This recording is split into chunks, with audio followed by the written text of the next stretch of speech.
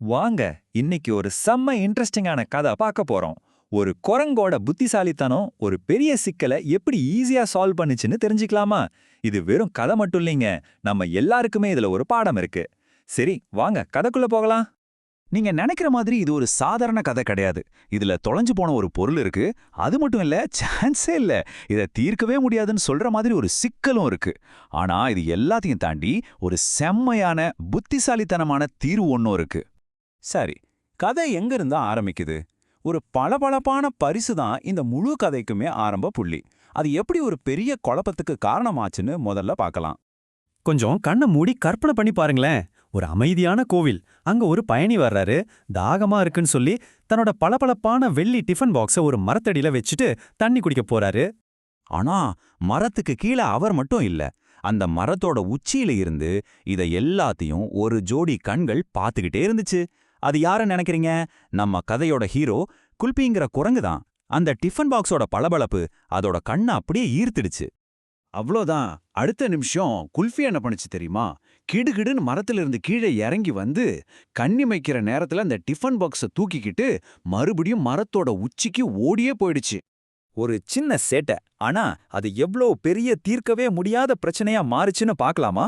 வாங்க கதையோட அடுத்த கட்டத்துக்கு போகலாம்.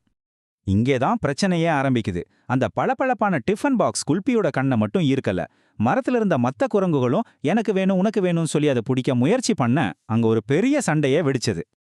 இந்த அடிதடியில யாரும் எதிர்பார்க்காத ஒண்ணு நடந்துச்சு. குல்பியோட கையிலிருந்து நழுவின அந்த டிஃபன் பாக்ஸ் நேரா கீழே இருந்த பாறைங்களுக்கு நடுவுல இருந்த ஒரு ரொம்ப சின்ன ஆழமான இடுக்குக்குள்ள டொப்புன்னு விழுந்து மாட்டிக்கிச்சு. அவ்வளோதான். இப்போ அது யார் கைக்கும் எட்டாத இடத்துக்கு போயிடுச்சு. சரி, அந்த இடுக்குல இருந்த பாக்ஸை எடுக்கிறது ஏன் அவ்வளோ கஷ்டம்னு கேக்குறீங்களா? முதல்ல அது ரொம்ப ஆழமா உள்ள போய் மாட்டிக்கிச்சு.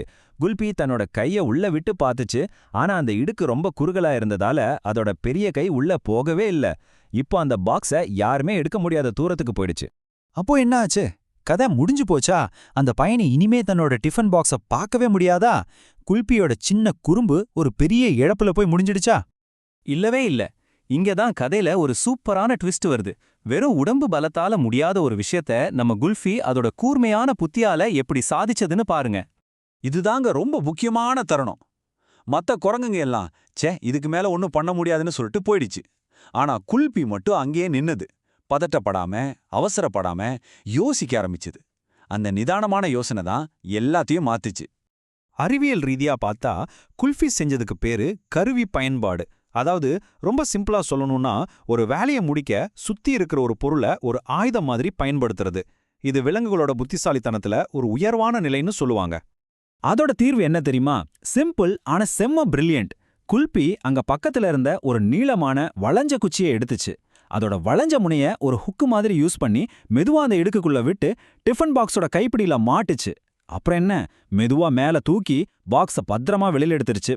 அப்பாப்பா, என்ன ஒரு புத்திசாலித்தனம்! பிரச்சனையை தீர்த்தாச்சு. ஆனா கதை இதோட முடியலங்க. அதுக்கப்புறம் நடந்ததை கேட்டீங்கன்னா இன்னும் ஆச்சரியப்படுவீங்க. வாங்க பார்க்கலாம். அந்த பாக்ஸை எடுத்ததும் குல்பி என்ன பண்ணிருக்கும்னு நினைக்குவீங்க? ஆச்சரியப்படாதீங்க. அது அந்த பாக்ஸை தனக்குன்னு வச்சுக்கல. நேரா அந்த பயணியை தேடி போய் தொலைஞ்சு போன அந்த டிஃபன் பாக்ஸை அவர் முன்னாடி வச்சது. இது குல்பியோட புத்திசாலித்தனத்தை மட்டும் இல்ல, அதோட நேர்மையும் காட்டுது. தன்னோட பொருள் திரும்ப கிடைச்சத பார்த்த அந்த பயணிக்கு சந்தோஷம் தாங்க முடியல.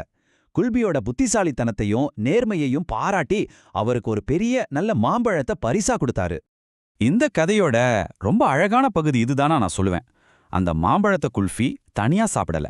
அது எடுத்துக்கிட்டு போய் தனக்கு உதவி செஞ்ச தன்னோட சண்டை போட்ட எல்லா நண்பர்களுக்கும் பங்கு வச்சு கொடுத்துச்சு. குல்பி புத்திசாலி மட்டும் இல்ல, ரொம்ப நல்ல குணமா உடையதுன்னு இதுல இருந்து தெரியுது. சோ இந்த முழு கதையில இருந்தும் நம்ம கத்துக்க வேண்டிய விஷயம் என்னன்னா, வாழ்க்கையில எந்த பிரச்சனை வந்தாலும் குல்ஃபி மாதிரி அவசரப்பட்டு பதட்டப்படாம ஒரு நிமிஷம் நின்னு நிதானமா யோசிச்சா எவ்வளோ பெரிய சிக்கலுக்கும் ஒரு சிம்பிளான தீர்வு கண்டிப்பா கிடைக்கும். சரி, இந்த விளக்கத்தோட இறுதியில உங்களுக்கான ஒரு கேள்வி. இப்போ உங்க வாழ்க்கையில நீங்க சந்திச்சுக்கிட்டு இருக்கிற ஒரு பிரச்சனையை யோசிச்சு பாருங்க. அதை சரி பண்ண குல்பி ஒரு குச்சியை பயன்படுத்தின மாதிரி நீங்க பயன்படுத்த வேண்டிய அந்த உருவகமான குச்சி எதுவா இருக்கும்? கொஞ்சம் சிந்திச்சு பாருங்க.